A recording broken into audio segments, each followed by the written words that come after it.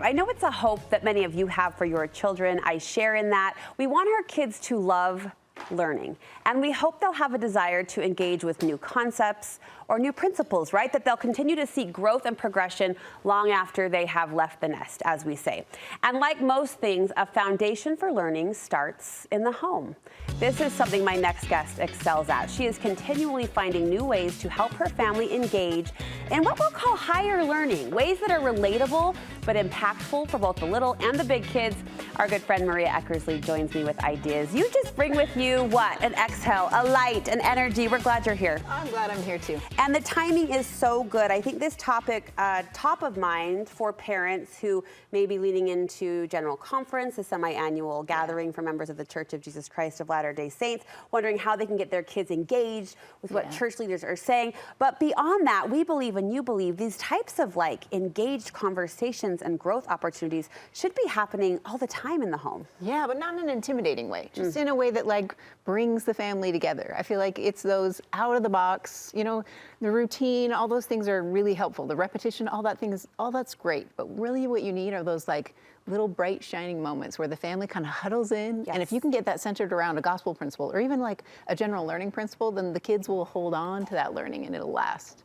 It takes intentionality. Yeah. I think it does take a little bit of time. Sure. But I remember a time about a year ago, and granted I have littles, so consider the frame of reference, but I was like, I want you to leave here learning how to do more than tie your shoe. But the hum of every day and the repetition you talk about does take over our daily lives.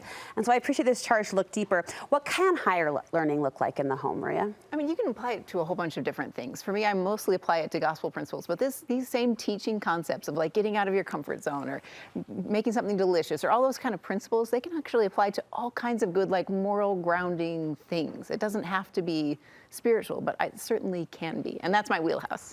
And you do it so well, and we appreciate all the ideas you'll throw our way, again, especially with conference, top of mind for so many families. First, you say we can create a unique and fun learning environment. Yes, I'm a big believer that if you want your kids to remember something, you've got to do something surprising. And a big part of that is getting them out of their comfort zone, just like what your house normally looks like. Yeah, this is, I think, why kids love the holidays, because our house literally transforms. I mean, we just saw that, right? You do these little touches and the house transforms. So if you can do that with learning, or all of a sudden they come and they're like, wait, where did this come from?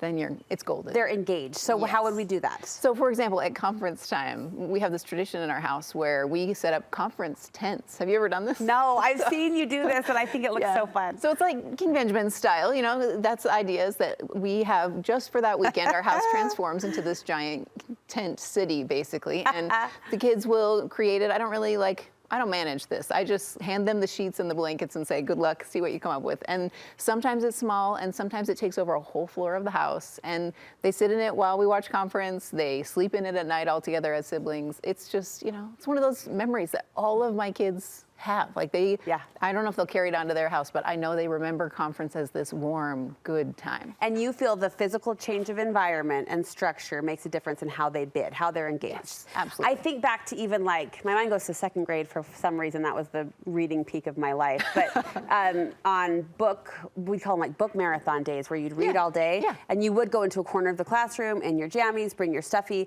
Perfect example. Same idea. Exactly. Same idea. Physically, you've changed it up. Yes, and so then they want to lean in. They're like, oh my gosh, what's going to happen today? Yeah. And I wouldn't say that the conference tents help my kids know the words of the prophets per se, but I feel like it helped them know that prophets' words are important, because they remember that mom put some effort in here and this matters. So, all right, food can help us teach, you say? Oh, absolutely. I mean, how many conference traditions do you know that revolve around food? Cinnamon rolls. So many, right? But I feel like we can expand that to all kinds of learning. I think if you make something delicious, kids come in.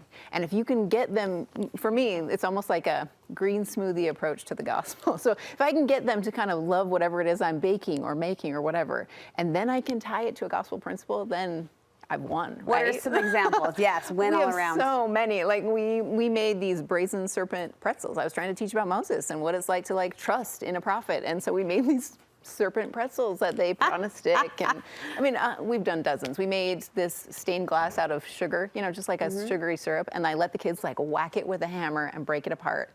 And then they turned that into a stained glass that we then melted in the oven. So we talked about how imperfect things can be more beautiful with help, right? Like things that are broken can come together and be even better on the other end. So that's kind of the principle. That's the idea behind it. Yes. All right. Another way to engage in higher, qualities of conversation or to teach these principles that we want them to glean is to bring others in. What do you mean by that? Oh, yeah. I just think everything about, if you want your kids to really remember something, you've got to connect with other people. You don't want to be siloed as a family. You want to be welcoming and warm.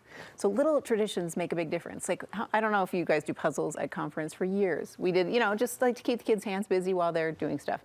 And one year I was like, what if we bring people in? So we did this silly thing. We took a puzzle, we did it, we timed ourselves doing it, and then we wrote in Sharpie on the inside of the box our time, like Eckersley family, 2 hours, 25 minutes, right?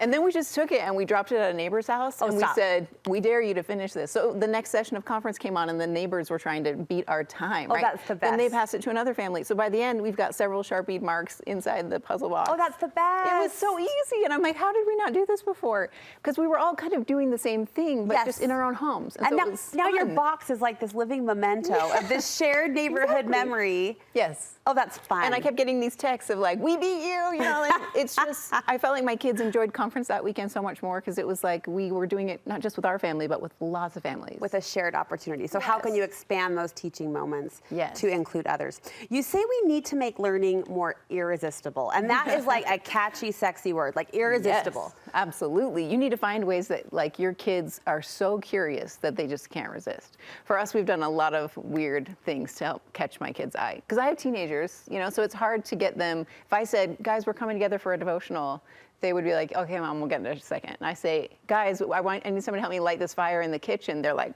what? And they rush to the kitchen. And so a lot of my tools are, what can I do to make this irresistible? So I will make toys, for example. Like when my kids were a little bit younger, I made pizza box shields. Like I took a Little Caesars box and we made a shield out of it. Talked all about shields of faith. And then they threw stuff at each other and tried to defend themselves from the marshmallows that were coming their way. Awesome. And it's one of those things that just sticks, right? Those little memories. They remember. I made this little hologram box just a couple weeks ago. It's this little box made out of cardboard, and they can take any cell phone and put it on the top, and it turns into this awesome hologram. When we did this, like my kids, even my 22-year-old was there, and he's How like, did you do that? It's literally just a box that I made out of cardboard that I stuck a 4x6 like piece of glass in from a dollar store frame. On the bottom? On the top? It's at an angle. At an angle. Oh, in the back. It's amazing.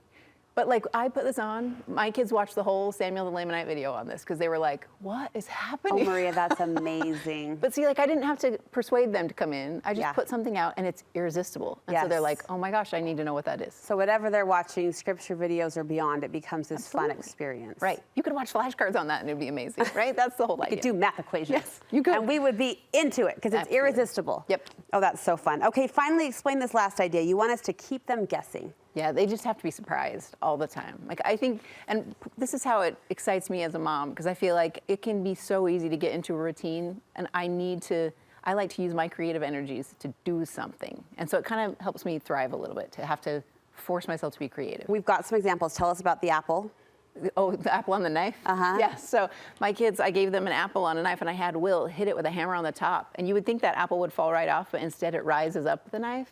So we were talking about adversity and how sometimes it seems like life is beating you down, but you like rise in the process. The apple snakes up. Tell us about this fire. Fire is a theme in your house. Fire is a theme in my house. Yo, this is a terrifying day. We were talking about passing testimony on to your family. Yeah, you almost need to see it in slow motion. But we did these butane bubbles on our hands, and they don't burn anything, but they are, like, you can see it. So we talked about fire of testimony. Okay, unforgettable. Pringles, what did you do with Pringles? Oh, we made a ring. This was to talk about the restoration. So we were talking about how everything's been built and our job is to do these last few pieces. And so we talked about how long it takes to get that steady foundation of the ring and then the very last few chips. Oh, it was amazing. When it finally worked, we were like, oh, this is great. And my kids still, when they see Pringles, they still think Oh, I remember the restoration. I remember that lesson. This Yeah. can of Pringles just opened my mind. And finally, you did something with an orange. Oh yeah, so we talked about hypocrisy. So I took out the inside of like a clementine orange and I shoved spinach in the middle of it with a chopstick. So when they went to peel it, they were like, what? Anyway, that's what I mean. Like you gotta keep them guessing. Keep them guessing. You're so good at this. What a fun gift. I hope you stop to celebrate sometime, just that your mind does spin this way. Maybe. And we appreciate that you're able to spin the ideas our direction as well. Where can we get more from you, sister? Oh, it's a blast. My family loves it. It's now on YouTube, so that's probably the fastest way to find it. Is if you just search Maria Eckersley on YouTube. I have a course that's called Our Mothers Knew It. It's based on the Stripling Warriors, and I share stuff like this every week. So you can come find it, try it out, test out the adventures. And you love it, but what keeps you going? Because it does take investment on your part to come up with these ideas and create these ideas. How do you push yourself that way? Well, the scriptures kind of fuel me. For me, that's like, I'll read it and I'm like, I need some way to, I love it, but I want my kids to love it or my grandkids to love it. So I need some way to like bridge that gap.